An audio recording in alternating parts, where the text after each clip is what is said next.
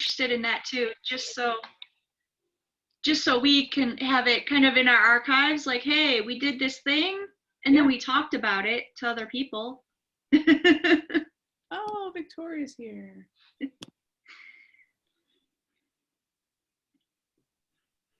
Cool. Where did I sit down my soda? There it is. Yeah, I'd say let's wait till 3:05 and then, oh, Vicky just popped back up.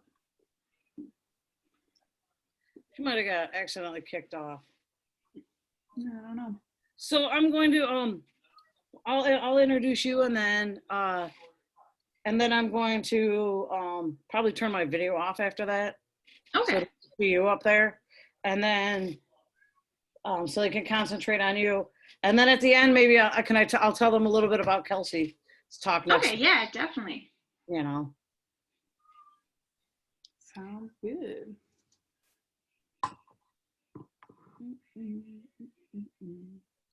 So are you in your like archive room right now? This is actually my office. So we're a historic house. So we use every little scrap of spare space for storage. So we have built-in shelves on like all 3 walls. And also we even talked today about putting rolling carts in part of my office too, because we're running out of space. Yeah, Kim and I have been talking about doing some rolling cart stuff too, more to make it sort of like, just ignore that, to make it that we can do like compact storage in some, you know. Yeah, definitely. So. Plus we rearrange a lot, so it'd be nice if we could like, you know, because we're trying to get rid of things. So as we do that, we can move them out and move them back in without unloading everything. Mm-hmm. Oh, yeah. So. Yeah, we have a bunch in our basement too that we have been starting to utilize, and yeah, they're great. Where do you guys get yours? Do you remember? We got ours from Lowe's because the city has an account there. Got it. Okay. Yeah, we were looking at them from a couple different places, so.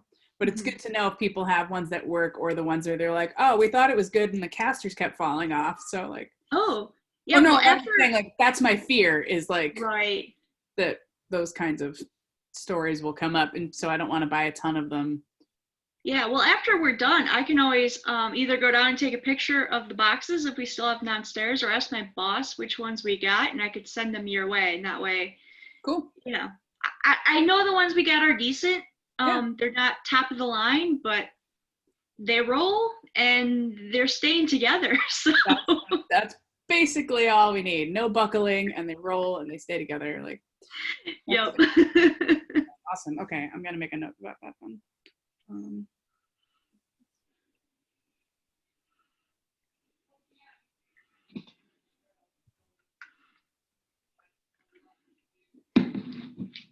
Well, should we get started, Kim?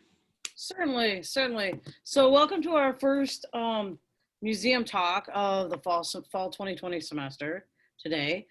Today we're really pleased to welcome Caitlin Donnelly. She's a museum specialist at the Birmingham Museum, and she's also worked at the Minnesota Children's Museum. She holds her BA from Calvin College, and she's an alumni of Wayne State's Anthropology Department, where she received her MA in 2014. Today she's going to speak to us about, her title of her talk is Open When We're Closed, and it's about what the Birmingham Museum is doing to stay involved with community during the COVID-19 pandemic. So let's all give a big welcome to Caitlin. Yay.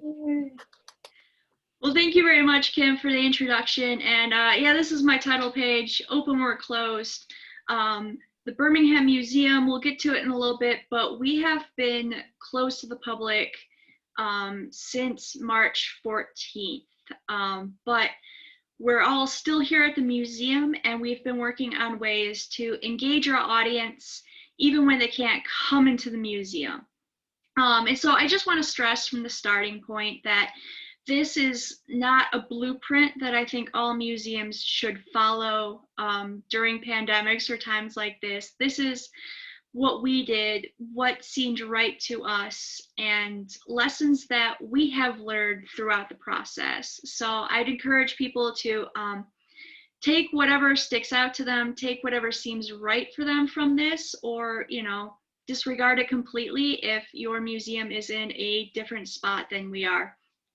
We're a small local history museum located in Birmingham, Michigan, not in Alabama or in the UK. We do get confused for them a lot online, and we have 3 members of staff right now. So just going in, that is, I guess, the caveat to all of this. But so this is my title page, and Kim said a lot about me, but there's a couple things that you should also know about me. And one of those things is I absolutely love frauds. So the upper corner here is a picture of me at the Runestone Museum in Alexandria, Minnesota. People think that the Vikings went to Minnesota, got all the way there, and then carved on a stone about how mean the natives were to them, so they were going to take their ball and go home. Seems unlikely, but there's a whole museum dedicated to it, and all their labels are written in papyrus fonts, which, if you've ever taken a writing labeling class, you're cringing right now at the thought. So, but yeah, so I love frauds. I also love 1890s memes. So this selfie that I have down here is me with Beat Parrot. He is a huge mascot for our social media campaigns. We found him in a scrapbook from the 1890s, a woman who was just cutting out illustrations that she really, really enjoyed and putting them in her scrapbook with occasional mentions of her children, like report cards and whatever, but mostly it was like these weird vegetable illustrations. And so this is a beet that has a parrot's head and like weird little human-like fingers. I love him. If I were to get another tattoo, I would definitely get Beat Parrot as a tattoo. I also really love recognition. I'm one of those people.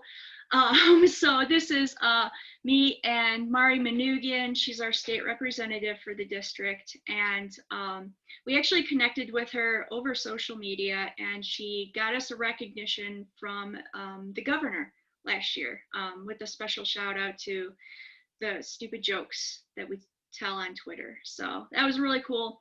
And also another representative called me a local treasure on Twitter. So I also have that all over my LinkedIn and on my resume because, if I were to be a Greek mythological hero, I would be Odysseus, and not for the reasons that you're thinking.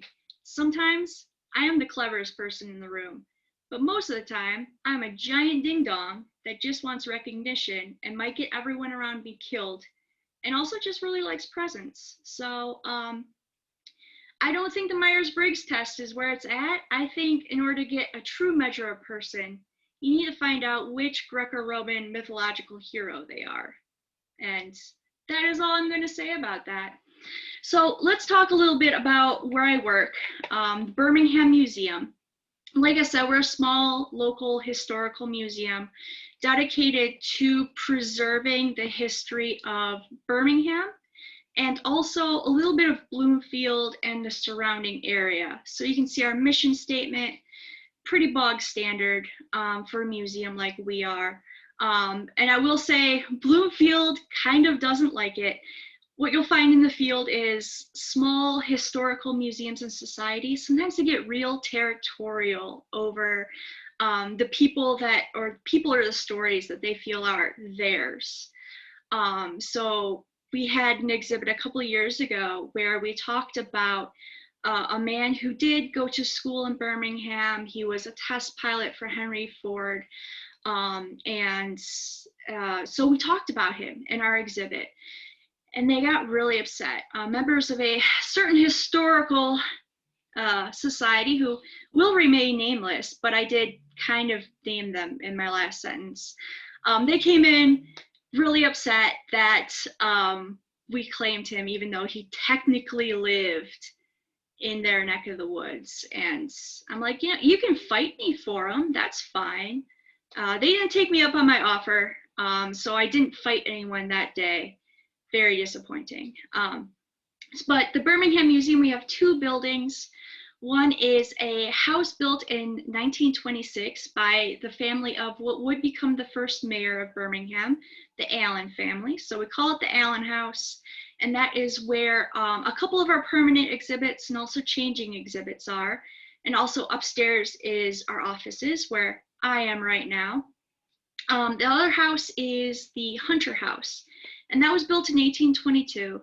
It's the oldest house in Birmingham, the oldest house in Oakland County, and among the oldest houses in the Lower Peninsula of Michigan. Probably, those lists are hard to compile, but probably top 7 oldest houses.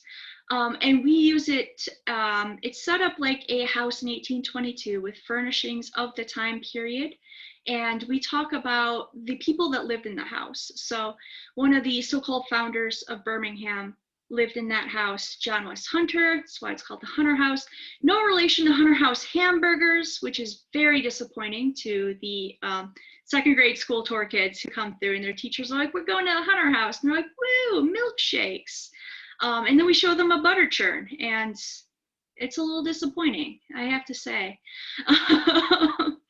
So we have that house, and the house was occupied up until 1969. So we have 140 years of stories that we tell about the families that lived in that house. And the house has been moved twice in Birmingham. So a lot of fun, interesting stories there. And then between them, we have the Hill School bell, which was, the Hill School was one of the first through 12th grade schools in the city of Birmingham, and that was the bell that was on top. It lived in our lobby for a little bit. The lobby is a small room. We would ring it. Everyone in the building would go deaf. So now we moved it outside to annoy our neighbors with. And so like I talked about, the Allen House is where we have our changing exhibits. We have one exhibit a year. And this year our exhibit was Beyond Suffrage, Empowering Birmingham's Women. One of the many anniversaries this year that is kind of being pushed to the back burner is the 100-year anniversary of the passage of the 19th Amendment, which in theory gave women the right to vote. As we know, there were many groups of women that were excluded from that at that time, but that 1920 is a good jumping off point to talk about that. So what we wanted to do was talk about Birmingham women who lived before the 19th Amendment, what their lives looked like, the women who were actively campaigning for the 19th Amendment, and how they went about doing that, what led them to the belief that they should have the vote. And then what did the lives of women look like after they had the vote? In what ways did they kind of grasp political power and run with it or not? So we explore that. So that's what that picture is. That's part of our exhibit where we're talking about women during wartime, World War I and World War II. And on the other side of the screen, you'll see one of our former interns, Amy Wells, leading a group of second graders through a tour of the Hunter House. So again, it's set up like an 1822 house. And when we're doing our school tours, we like to talk about how people lived back in the very, very early days of settlement in Oakland County. And of course, settlement by people of European descent. Native Americans were here long before, but we don't call them pioneers for many reasons. So yeah, that's that. And so when I was hired here in 2016 in January, I was hired in mostly because of my past experience doing educational programming for school-age kids, K through 12. That's what I was doing when I lived in Minnesota. And I actually got the job because another Wayne State alum who I went through the program with, she was actually on the board of the Birmingham Museum. And she messaged me one day. She's like, hey, I know Minnesota's a hellscape and you want to leave and come back to Michigan. And there's a job opening up. I think you should apply. So I did, and I got it, and I'm very grateful to this day because Minnesota is a hellscape. Fight me about it. I don't care. But so I was hired for my expertise in doing school programs. And so when I came in, a lot of what we were doing was we were just walking kids through our current exhibit and just telling them about it. And one of my biggest pet peeves in writing is, and this is in writing, this is in doing any sort of audiovisual work as well, is when you're telling people instead of showing them. And so I feel like sometimes we get into this rut when we're doing museum education, is we want to tell people everything that they should know or we think they should know instead of showing them. So I wrote programming kind of in capsules. And so this is one of them, and this is an activity we call packing the trunk.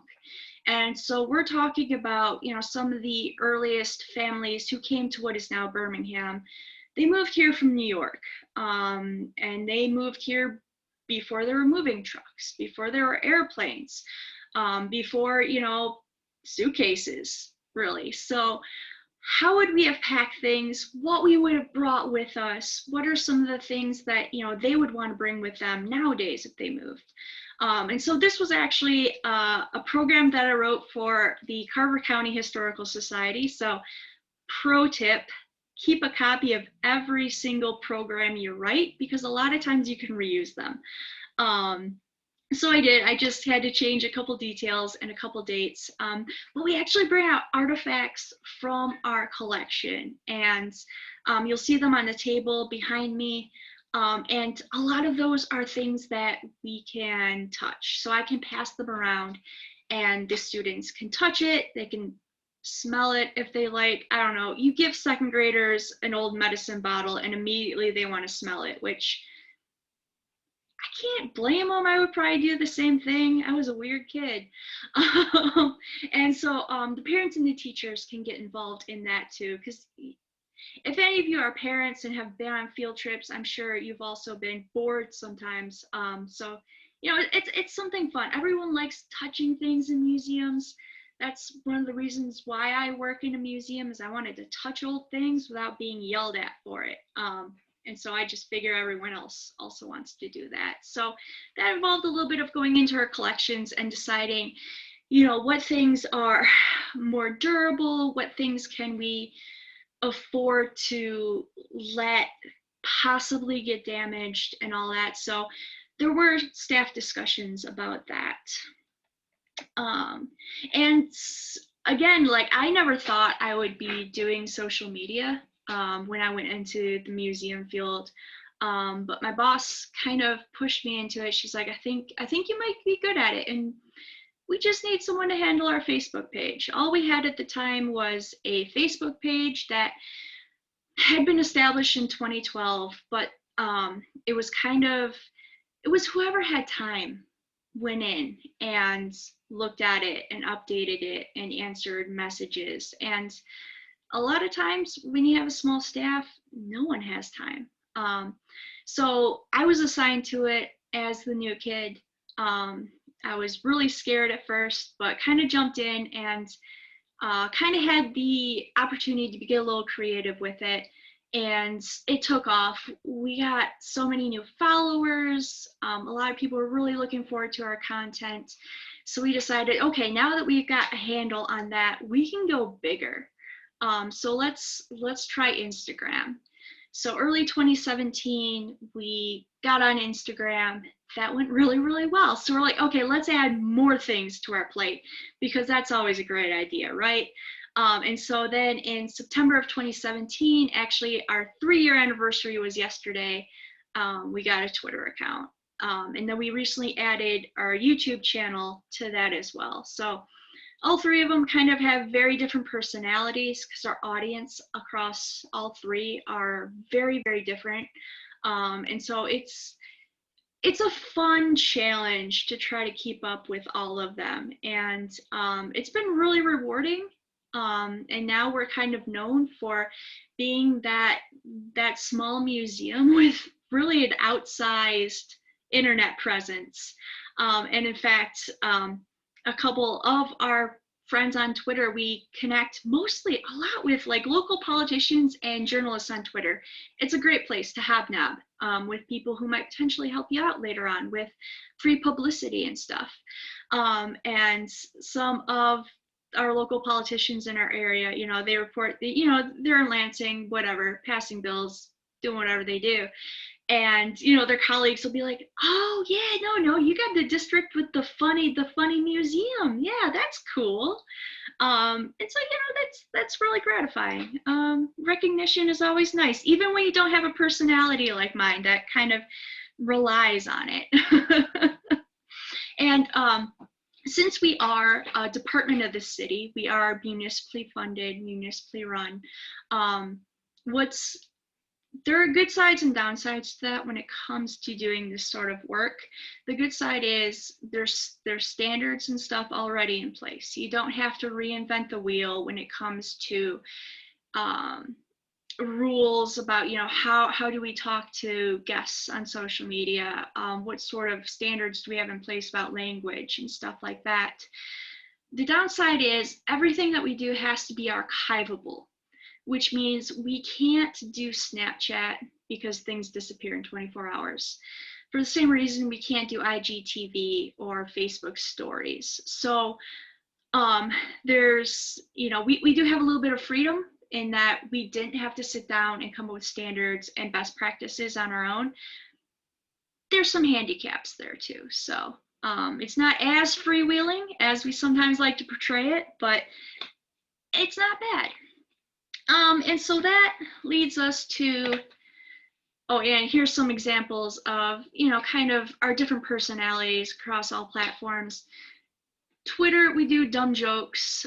We like to do song parodies sometimes. Instagram, people love old black and white photos, so we've been doing a lot of before and afters, and a colleague of mine recently took that over and she's been killing it in that department. And Facebook, we kind of do a lot of like on this day in Birmingham history, because we do have some people who really like the nostalgia of things that they remember from the Birmingham of their childhood, but we don't want to dissolve into just a nostalgia Facebook account because there are plenty of those, and I'm not a nostalgic person to begin with because it's 2020 and everyone that I've ever looked up to or admired has turned out to be trash. So your heroes are all dead. So that does, I'm not a nostalgic person, so I would not be good to run that, but we can indulge in a little bit of that nostalgia while also doing history too. So talking about Barnum School, which no longer exists, but also, you know, asking for stories of when people went to Barnum, but also talking about why Barnum was built in the first place, why the school district was expanding so much when it was built. And so it's been really, really great in that regard to do that. And so March 16th, this was our standard boilerplate language that went across our website and all our social media, was that we were closed. Originally, we did have an end date that we thought we could open by, and that has come and gone. So thankfully, the city that I work for did keep all of us employees employed. Both to take care of, you know, the property behind me that belongs to the residents of Birmingham that, you know, we need to make sure is dry and stored safely and properly, and also to help out at Birmingham's COVID-19 hotline, help out at the clerk's office with the elections coming up and all that. So we were really fortunate in that regard. None of us were furloughed, none of us were laid off.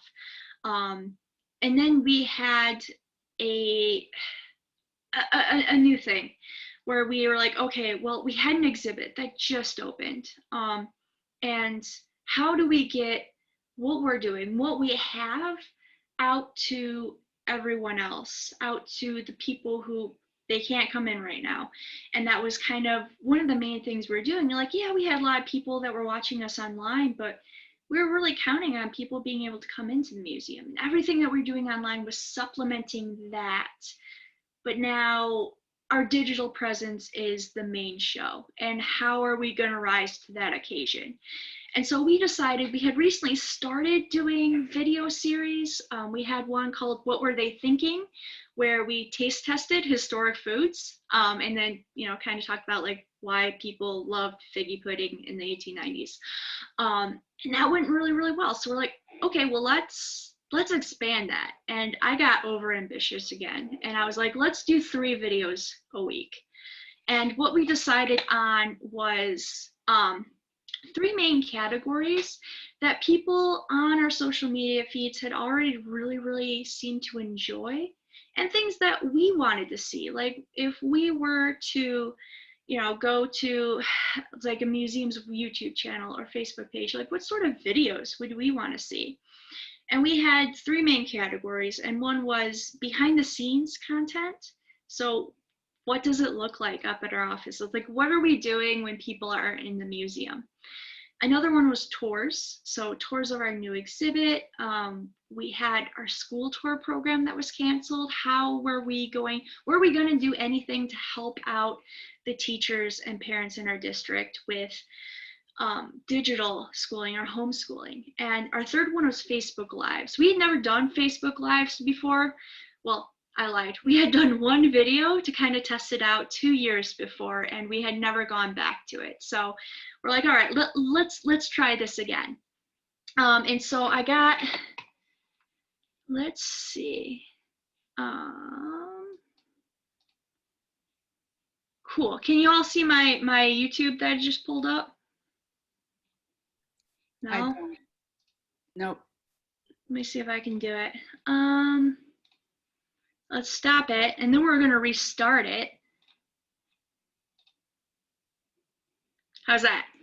Yes. All right, cool. So this is our tours page. This is our tours playlist. So as you can see, we did do our Behind the Suffrage gallery tour. And I try to keep all of our videos under 20 minutes because that is the length that I like, because I do not have a long attention span. And I figure that is great because there's tons of other people out there without great attention spans. And if people want longer videos, they can watch several of our videos back to back.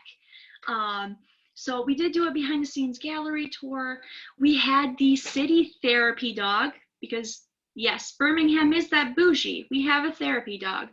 And she was very, very bored with City Hall being closed to the public. She didn't have any new visitors and things to visit with. So we invited her to the museum to do her own gallery tour. So we have a gallery tour, which is just museum staff talking about things. And then we have just Bella wandering around the museum. And honestly, Bella's video has so many more views, and I'm not even mad. She's cute. And along with tours, we did our 2nd grade school tour program focusing on the Hunter House and what it was like to live in Birmingham in the 1820s and 1830s. So we broke it up by different rooms in the house just to make it more digestible content. And we also invited Bella back for those as well. So Bella is in these videos as well. She loves her field trips, and honestly, we love dogs, so it works. And so as far as behind the scenes content, let me open this up again. These are our unboxing videos. And I got this inspiration from a friend of mine who saw on Twitter that every once in a while, when I had time, I would open up a random box in my office and I'd live tweet what was inside. And that's how we found Beat Parrot, actually. And she's like, well, okay, but since you don't have people in the museum now, will you have time to open up more boxes? And I was like, this is a really good idea. So I identified 17 main storage spaces between the 2 historic houses that we have here. And I decided to, each week I'd go into one, I'd pick up a random box, and we'd see what was inside. It was not scripted at all. Sometimes I knew it was inside the box, like these shoes in episode 1. I remembered when they came in. I got the store name wrong, but I was able to talk about those. Other times it was just like, I don't know what this is, but this is cool. And someone in our comment section on Facebook would be like, oh yeah, that's such and such. And I'd be like, awesome, thank you so much. And so that was a great way to not only just bring in a little bit of spontaneity and kind of have a little bit of fun with our collection.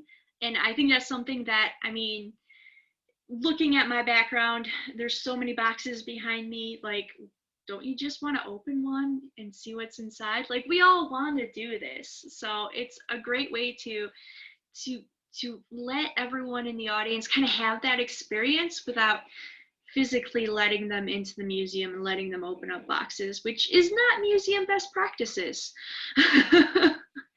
And another thing that we did for our behind the scenes work, maybe I don't have it up, but I also had my colleague Donna Casaselli actually just go in and walk everyone through the accession process. So what do we collect? Why do we collect it? How do we enter it in the past perfect? Why does everything have a weird number attached to it, like 2004 26-4? What the heck does that mean? And then also like how we choose the materials that we choose to wrap it up and store it in. And so this was about a 40-minute process altogether. I broke it up into 2 videos, and you know, Donna was like, no one's gonna want to watch this. This is so boring. You know, like, I like doing this, but who else is gonna like it? And that was one of our most popular videos for like 2 months straight, because it was just, people are interested in what you do behind the scenes, even if you're not necessarily sold on that. And our last one was our Facebook Lives, which we're still doing. And so every Thursday at 1 p.m., we kind of chose that time because it looked like a lot of museums were going live on like Wednesdays and stuff in the beginning. So we chose Thursdays, and we chose 1 p.m. And we talk about everything from the earliest history of Woodward Avenue, which, you know, was a Native American trail that we have evidence of people using for 10,000 years, all the way up until we're talking about Cream Magazine in Birmingham. And, you know, we're talking, you know, Civil War stories, or what the education system of Birmingham looks like. Why is the school district shaped funny? Like, why is it going in a Southfield and gobbling up parts of Bloomfield and Bingham Farms and other communities? So we're talking about that as well. So just kind of anything you want, we talk about. We had a mystery. A lot of times what we've been doing more recently is talking about mysteries that we have in our archives. So one of our more popular lives was Village Players, 100 Years of Goats. Because we had, the Village Players were a theater group that still operate in Birmingham. And we had in their archival folder 2 pictures of goats with absolutely no explanation as to why they're there. And I was like, okay, were they sacrificing these goats? Like, why do these goats exist? So we were kind of talking about that. Another one that I really enjoyed doing is we talked about the Birmingham connection to the disappearance of Jimmy Hoffa. So that's been perennially popular too, because we do have a connection to the disappearance of Jimmy Hoffa, and you're gonna have to watch the video to find out. And so, yeah, these have been so popular, even though people are going back to work, to school. Some of them are trying to go back to normal. People are still tuning into our lives, or they're making a point to come back and watch them afterwards. And I try to keep our lives, again, 20 minutes or under, just because that seems to be a good cutoff point. Sometimes we go up to 25, but at that point, I literally shut off the camera. I'm like, we are not going any longer than this, because I'm starting to lose the plot. So I have the shortest attention span of all the staff here. So so it has worked for us in that regard. So to go back to that, so there's a couple things that We did, and I think we did pretty well. And one of those was bringing Bella, the city's therapy dog, into the process. She's cute. I think people got sick of seeing our faces and hearing our voices after a while. And so having a cute dog to look at was great. And Birmingham's a fairly small city. So if you had gone into, say, the clerk's office or the treasury department or up to the planning office, chances are you ran across Bella on the way. And so a lot of people were wondering, like, what was up with Bella? Was she doing okay during all of this? And so we kind of got to grab some new audience that we hadn't had before. And we really expanded our audience a great deal during this time. And that was really, really great. One of the things that kind of fell flat, and I'm kind of disappointed by that, is our latest series of videos. We called them Birmingham Shocking True Tales. And they were just like short 5-minute videos about a strange occurrence that had happened in Birmingham. So like a missing man that turns up again. Where was he during all this time? Or true crime, or, you know, just something short and kind of interesting from the past. And I think because it didn't really fit too well into our 3 categories that we identified that people were really looking for during this time when it came to content, I think that's part of the reason why people didn't really connect with them or really respond well to them. But I got some great screenshots from those, so I'm gonna use them. But once that's our season of that is over, I think I'm gonna let it rest for a little bit. And another thing that we kind of fell short of during this time was each of these videos takes up to 12 hours to edit, to caption, and all that. So our written outreach materials kind of took a back seat. So there was research that I would normally do for a Facebook post, for a Twitter thread, for a newspaper article that didn't get done at that time. And so I think looking back, that is something that perhaps if I had to redo it, I might not have been so ambitious, because, you know, the research that I was doing was pretty important too. And that sort of written communication outreach was something that I think not everyone likes watching videos. Some people would prefer to read a caption on Facebook or Instagram rather than watch a video. So those were kind of 2 areas that, as of right now, I can see that maybe didn't work so well, or maybe we had an opportunity there that we didn't fully reach the potential that was there. And of course, this is still early days. We're still kind of in a weird not quite a stay-at-home order, but not everything is back to normal yet. So maybe in 6 months, you know, I'm going to have other areas where I'm like, oh, that was another missed opportunity, or wow, we were ahead of the curve there. That worked so well. But overall, I think our experience, and I think what we accomplished was pretty good. You know, even though right now engagement is kind of leveling off because people are going back to work, people are going back to school, those fears about too much social media use are starting to creep back in. And so people aren't on Facebook 24/7 anymore. We really, you know, we're still keeping those followers, but we're not having as much engagement. Which I see as a good thing. I'm choosing to interpret it that way. We're kind of going back to what I think of as like pre-pandemic levels of engagement. So still pretty good, but not crazy like we were in, say, April or May. And so, and another thing I didn't mention towards the beginning, we did make a conscious effort to not do pandemic related material. We decided not to share share information about the pandemic any more than we absolutely had to as a department of the city of Birmingham. We decided not to do comparisons between now and the 1918 influenza outbreak, which I know other institutions were doing. And we decided not to do what I called positivity porn, where it was just showing, the fantastic, sidewalk art that people are doing or the inspirational signage. And the reason why we decided to do it, and this is absolutely no shade on institutions that decided to go in those directions.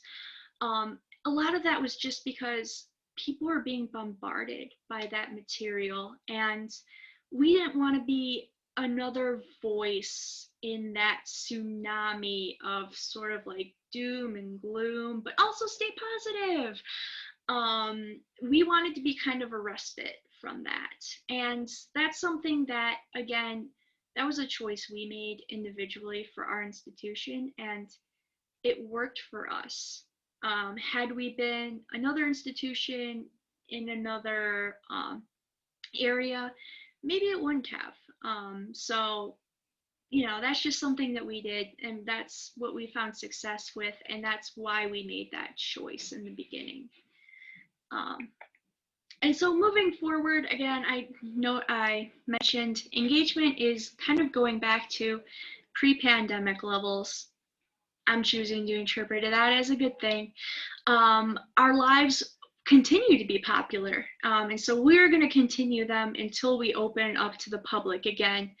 And who knows when that's going to be. The city of Birmingham has been very conservative, looking at the numbers and everything. So we're not too sure if we will be open again to the public even this year. In the month of September, we do have our pop-up exhibit every Friday from 1 to 4 p.m. And this is in conjunction with the National Archives, who sent up a Rightfully Hers pop-up exhibit about the 19th Amendment. And we've supplemented that with material from our current exhibit. And we've chosen to focus on female politicians in Birmingham. And again, how women used the power of the vote immediately right afterwards the 19th Amendment passed. How did that change their lives, their job prospects, what they did for the community? And we do have upcoming genealogy and oral history videos, and a potential collaboration with the Birmingham School District on digital content about suffrage for older students, perhaps middle schoolers or high schoolers. And September 26th is our annual cemetery tour. So if you love cemetery tours, there's information on our website and everything about that. Come out, it'll be a great time. Social distancing and masks will be enforced, all that good stuff. And so that is kind of that. So please follow us on social media. Please help my need for constant attention by following us. Thank you. And I guess, if there's any questions or comments or things you want to get mad at me for, now is the time. I have a question. Yes. When you guys have been making these decisions about social media or whether or not to do like pandemic pop-up stuff, is that a staff decision, or do you guys have to talk to the city about it, or do you guys have a board? Like, how are you say we're making those decisions? Yeah, that's a great question. So far it has been a staff decision. The city has been involved in that in some respects, just in we want to coordinate our efforts. So we did share some things on our Facebook page and on our Twitter about, what the city was doing, or the COVID-19 hotline that the city had for residents.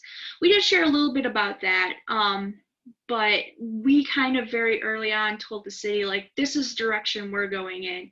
We will support the direction that you're going in and getting the information out, but we're not going to be reposting 24/7, because generally we don't anyways.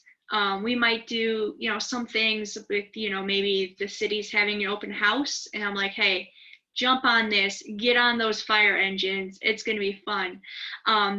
we normally don't repost or share everything the city shares anyways. So, and our board has been generally, they're not too involved in our day-to-day operations, and they're very,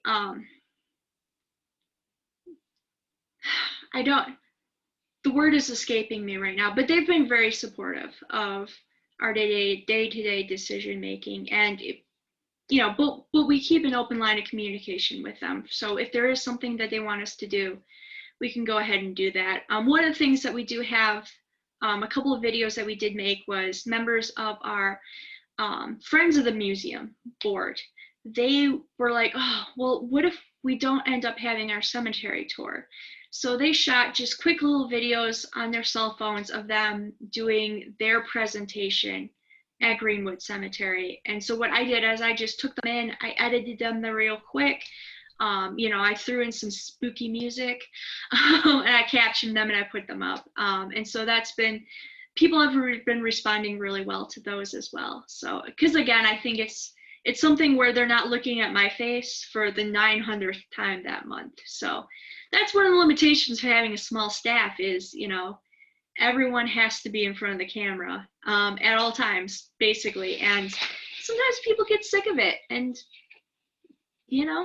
that's all right. That's valid. Sometimes it. Just thinking about how things have changed in the last couple of months. Have you been following the Cowboy Museum?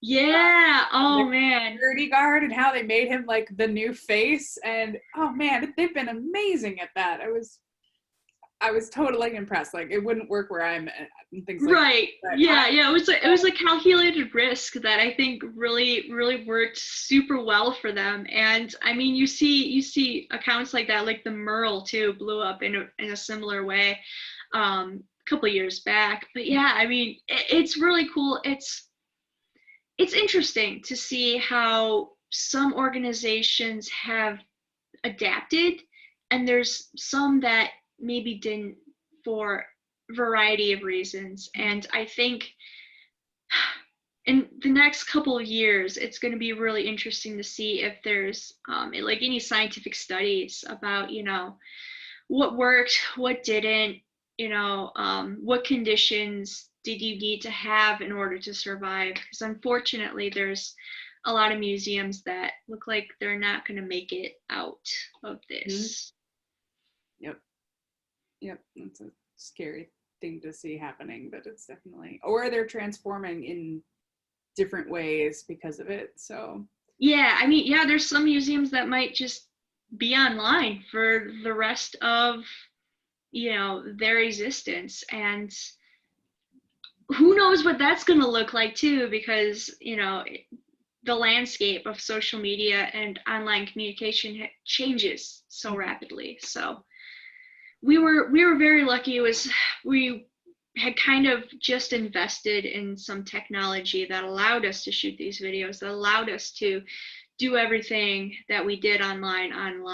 And so we weren't caught as flat-footed as we might have been had this happened even 6 months previous. So it is interesting to think about, though, like you mentioned, the fact that you guys ended up doing so many videos. Maybe you would have just ended up doing some sort of like more Facebook posts with photos, but it like your in-depth research, and people still would have loved it. So yeah. I mean, yeah, it's really interesting to think, what would have happened, and maybe.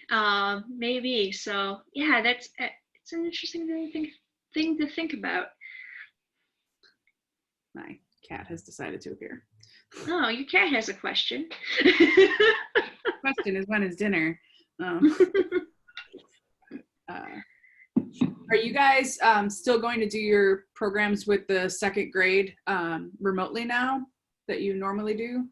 Yeah, so those are in the spring. Okay. So we still have a couple months to see how that's gonna go. I hope so. Just speaking selfishly for myself, I'm kind of, not only do I need recognition and attention, I'm kind of also an emotional vampire. So doing videos is, I can't feed off of anyone else's energy. So like I can when, you know, you have a giant group of second graders in the room. So yeah. I don't know if anybody else has questions. I don't want to just turn this into me chatting with you the whole time, but because I could. no, that's all right. Can you show us your cat like in The Lion King? Can you? Oh, yeah. Yeah. He was recently highlighted on our social media for the department when they started doing Furry Friday. So he is now Twitter famous. As all cats should be. It's true what you were saying about the social media thing. We've struggled with it, and it's kind of ended up getting divided up by who tends to be more comfortable and already on different types of social media for getting things done. Because when we've tried it otherwise, it just kind of hangs out there and doesn't get updated. So that seems to be what works best for us, is to just find, but again, small staff, part-time staff. So, oh yeah. Yeah, what I didn't mention is that we're all part-time too. So I just got a bit of a promotion to 32 hours a week, but throughout all of this, I was only working 20 hours a week. So yeah, it's difficult when you have a small staff that's only there part-time, and you have to divide things up and really make those judgment calls as to what is more important. What can we put off for another week? What do we put on the back burner for a couple months?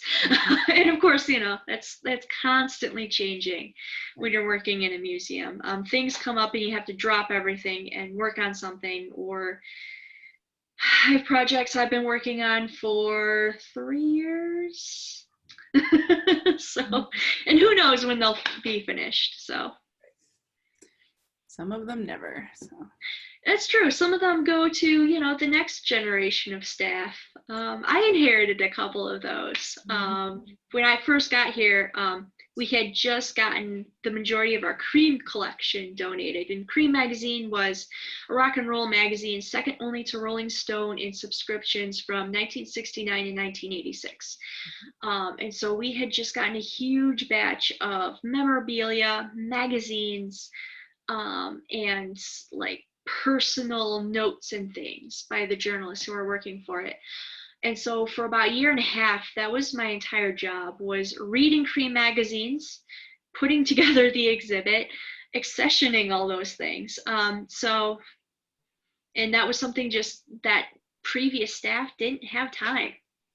So, you know, when the new person got in, that was what I did, and it was great. I've read almost every single Cream magazine in the entire run, including in the 90s when they revived it briefly.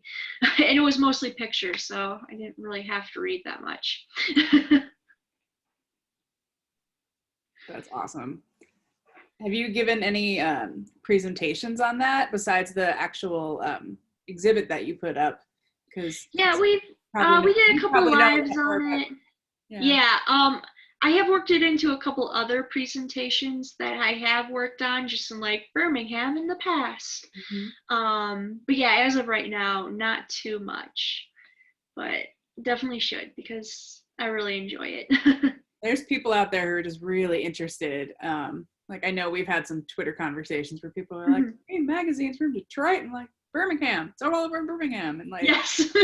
Like, go check out the museum. So there are people out there who have strong ties to that magazine for sure. Yeah, and we were lucky enough. One of the videos I'm currently working on is in 2014, we had the Cream staffers that were still around and wanted to talk to us. We did an oral history with them.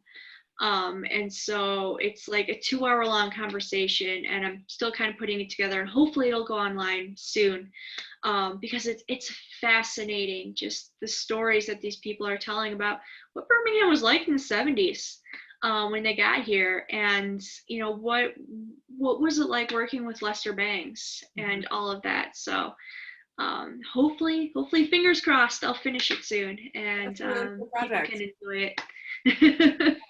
that'll be really interesting. And I'm sure there will be people who will be excited to be able to watch that as fresh content from home. And we have done a live about Cream Magazine too, so it's in our playlist on YouTube. So you can go watch it and enjoy. Very cool. Kim, Hannah, any questions? Not to put y'all on a hot seat. Kim, you're muted. I said, no, I'm fortunate that I can always, when something does come up, I can always reach out to Caitlin to get an answer. Yeah, that's true.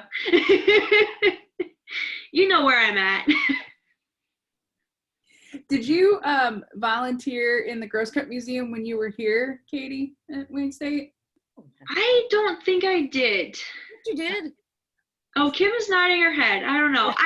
I played rugby. I have a lot of concussions. There's many things that I've done and I don't remember. Yes, she did. Okay. She actually spent quite a bit of time in the lab helping us with sessioning. I think you worked on Past Perfect. Oh, yeah. I did do a little bit of Past Perfect work with y'all, so. Okay. Got it. Which was invaluable when I started here. And they're like, take all this cream material and put it in Past Perfect. I was like, I can do that. Got it. Not well, but I can do it. Because again, short attention span. I'm like, I want to go do something else. Got it. Okay. Cool. Yeah, we're working on trying to get more. How much of your museum do you think you have actually in your Past Perfect system? Because we have like such a tiny percent right now, and that's what we're working on. But yeah, you know, editing process. It's in stages. Because before 2009, well, we only became a museum in 2001. Okay. And they had a full-time staff. Before that was Historical Society, who was actively collecting things, but everything they were doing was paper records. Once we began as a museum, people were trying to incorporate those paper records into Past Perfect. And some of those paper records were very scant, and some were very verbose. And then they were also taking in new things as well. 2009, during the Great Recession, the city of Birmingham cut all museum staff. And for a while, it was run by volunteers who were doing a very good job, doing the best that they could, but they weren't trained in it. And so you can kind of tell when something was done by a volunteer who was, you know, working with what they had, and doing a great job, but maybe not putting the finesse on it that someone who's trained in Past Perfect would have. And then my boss was hired on as director, and then we've been rebuilding from there. So you can kind of tell their stages, but oh gosh, I would say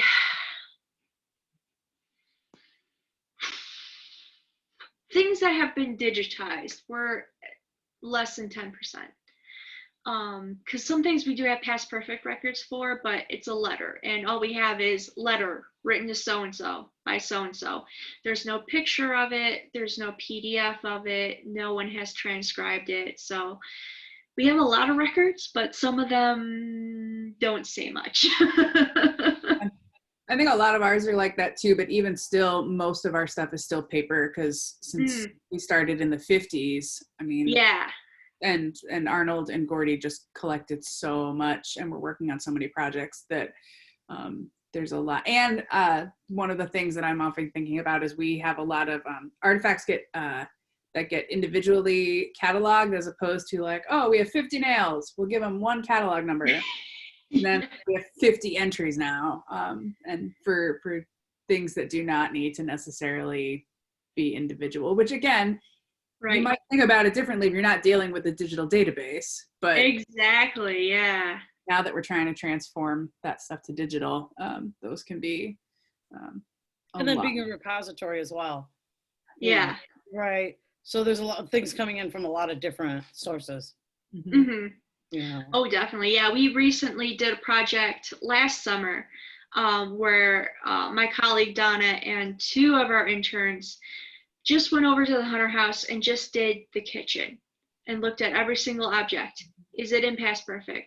What records do we have? Do we have clear provenance? Are these things even of the time period? Because sometimes, you know, people put something somewhere and they're like, this looks historic. Well, it's a mason jar from 1933. does not belong in a house from the middle of the 1800s. We need to take those out. So it took like 4 months, and we got through one room. Yeah. So the struggle is real. It absolutely is. Yeah, and I think that's a good thing for volunteers to realize. Stuff is just how slow to do a thorough process, to do it thoroughly. And administrators also to realize, like, I think that's important, right? So like when you tell them, it's going to take longer, they realize that, they have to be realistic about the time frame. Right. Exactly. Yeah. Right. It's like, we gave you 6 months. Why don't you have all of it done? We don't understand. And it's just right. Well, I donated that yesterday. Why isn't it on display today? That sort of thing. Yeah, we have a lot of our interns coming from Oakland University and their communication department. Actually, we got on their list of good internships, and we're not complaining. And so many of those students have only toured like the public areas of a museum. So bringing them on board, I'm like, even if you never set foot in another museum again, even if you never work in another nonprofit, like, you can go into a job interview process and they're like, well, can you do such and such a system? And you're like, listen, I don't know that system, but I've done Past Perfect. And let me tell you about Past Perfect. If I can do Past Perfect, I can do anything. Yes, it is a exhaustive and extensive system. Yes. That's cool. Awesome. Kim, did you want to wrap it up maybe? Oh yeah. We don't want to take up any more of your time because we've ran over our 4 o'clock. That's all right. But I really appreciate you coming and speaking with us today. And hopefully we can keep an open line of communication. Definitely, in museums going forward so that, we can all share knowledge. And if you ever need anything, feel free to reach out. Oh yeah, and same over here. So yeah, I really appreciate it. Thank you so much for having me. It was great to kind of digitally be back at least. Thanks for being the inaugural Zoom lecture person. Yes. I have set the bar. And for anybody that's here, I'd like to invite you to hear Kelsey Cross. She's going to give us a talk on museum education in the American Northwest. She's on the Western Coast in Washington, and about what to expect in a museum career. She's worked at several different museums. She's worked she was the education coordinator currently at the Alum Museum, which is America's Car Museum. But she's also worked previously at the Seattle Children's Museum and the Museum of Flight in Seattle since she completed her MA from Wayne State in 2013. So we're really looking forward to hearing from her that'll be our October talk, which will take place on October 16th at 3 p.m. That's a Friday. So please make plans to join us if you see this video later. Yes, and Kelsey is amazing. So very cool. So we're looking forward to that next month. This video will be recorded and we will share it. And Kelsey would look forward to seeing it, and she would look forward to seeing you too, Caitlin, next month at her talk. All right, yeah, I'll be here. The other thing we've got coming up, which is just our fun times, is the first Thursday of every month we do coffee hour at 1:30 on Zoom. So there's links to that on our Facebook page and on events.wayne, and we send it out to our email list. So everybody's welcome to just pop on Zoom and see other people and catch up, and just a nice fun time. Good break in the middle of the day once a month. So you should come to that too, Kate. All right. You never know who's going to show up. There's different professors who pop in. There's different students, alums. That's the fun part of it being on Zoom right now, is that folks show up from far away sometimes can't normally make it to that kind of thing, even if they just stay for 5 or 10 minutes. So it's a good time. So we'd love to have you and anybody else who's watching. I'm sorry I can't give you donuts right now, but that's all right. Rain check. Yeah, the tough thing with the donuts is then you have to make it to the museum, and that's harder for people because they're working. So yeah, it's a little easier to pop in for a Zoom coffee break. Yeah, so that'll be October 1st. So that's coming up in just a couple weeks. All right. All right, I'm gonna stop recording now. Let's do that. Okay.